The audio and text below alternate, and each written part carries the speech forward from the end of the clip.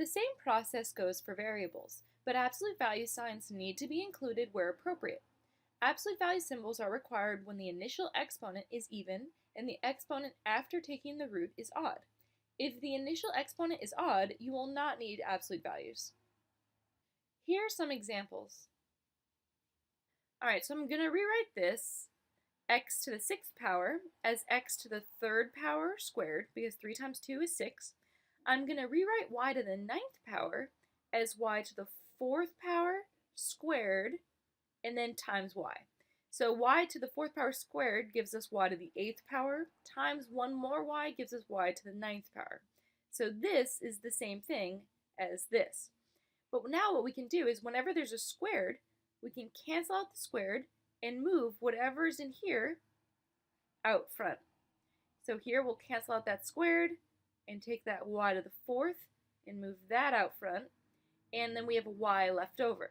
So this becomes x to the 3rd power in absolute values, since 3 is an odd number, times y to the 4th power, which we don't need absolute values because it's even, and then we write whatever's left over in the radical, which is y.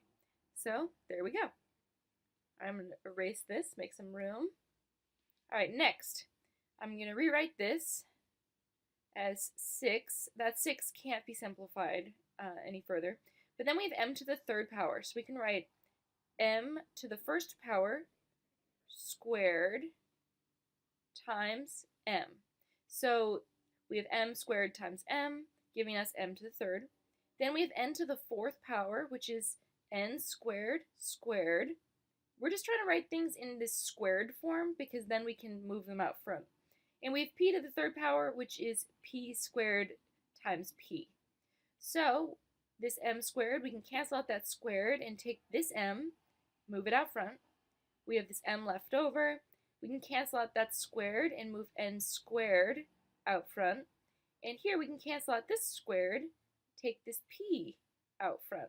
So we have p times m times n squared times the square root of whatever's left over, which is 6 m and p. So there we have it. Alright, erase this, make some room. Next, we have the square root of 8 times r to the 8th times s to the 10th. So let's rewrite 8 as 2 squared times 2. 2 squared is 4, times 2 is 8. So r to the 8th power becomes r to the 4th power squared. S to the 10th power becomes s to the 5th power squared. Alright, so what do we have here? We have this 2 squared, so we can get rid of that squared, take whatever's underneath it, move it out front. Here we have a squared there, so we can take this r to the 4th and move that out front.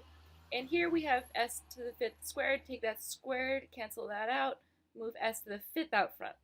So now we have a 2, we have r to the 4th power, and we have s to the 5th power.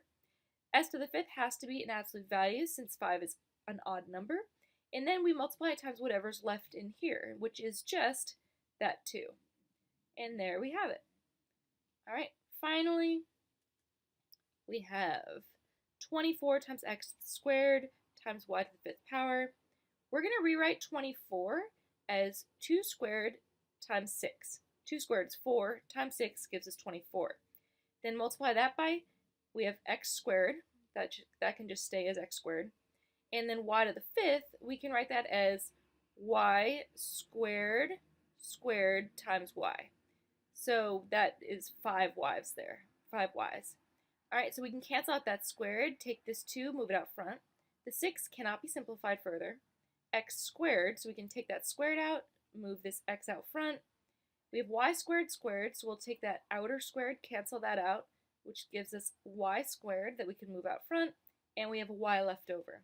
So that gives us 2 times the absolute value of x, since it's x to the 1st power, which is odd, times y squared, and then we multiply whatever's left in here, which is that 6 and that y.